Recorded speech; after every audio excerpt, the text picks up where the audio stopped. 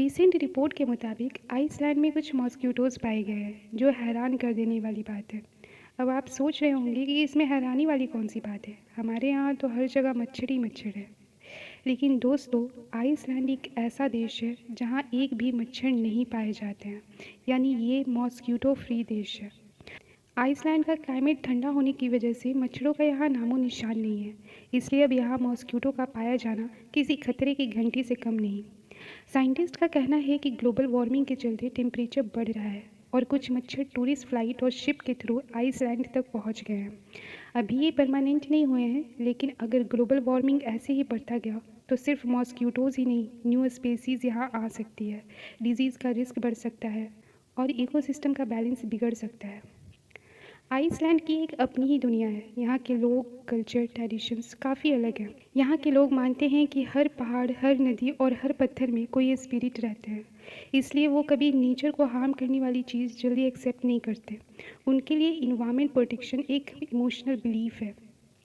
Iceland north Atlantic ocean में एक छोटा सा आइलैंड कंट्री है जहाँ की पॉपुलेशन सिर्फ 4 लाख है। यहाँ के लोग सिंपल, नेचर लविंग और हैप्पीनेस इंडेक्स में टॉप पे रहते हैं।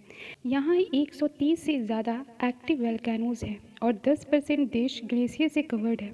एक जगह लावा फ्लो और आइस ग्लेशियर एक साथ मिलते हैं और इसलिए इसे land of fire and ice कहा जाता है। दोस्तों, अगर आप कभी भी आइसलैंड जाओ तो इस वाटरफॉल को ज़रूर देखना, जहाँ पानी नीचे की तरफ नहीं बल्कि ऊपर की तरफ उड़ता है और ऐसा हवा के एक्सट्रीम प्रेशर के कारण होता है। दिखने में ऐसा लगता है जैसे ग्रेविटी का डायरेक्शन ही उलट गया हो, लेकिन यहाँ के हवा का एक्सट्रीम प्रेशर की वजह से टूरिस्टर वहाँ जाने से डरते हैं। क्या आपको पता है कि आइसलैंड में कोई मैकडॉनल्ड्स नहीं है? 2009 में उन्होंने अपना लास्ट आउटलेट बंद कर दिया था और उस बर्गर को लोग अब म्यूज़ियम में देखने जाते हैं। और सोचो, वो बर्गर अभी तक ख़राब नहीं हुआ है। रात में यहाँ स्काई ऐसे जगमगाते हैं जैसे कोई जादुई दुनिया हो। हरा, नीला और बैगनी रंग सब एक साथ आसमान में दिखते हैं, कुछ ऐसा। और इसे कहते हैं ऑरोरा बोरियालिस, यानी नॉर्दर्न लाइट।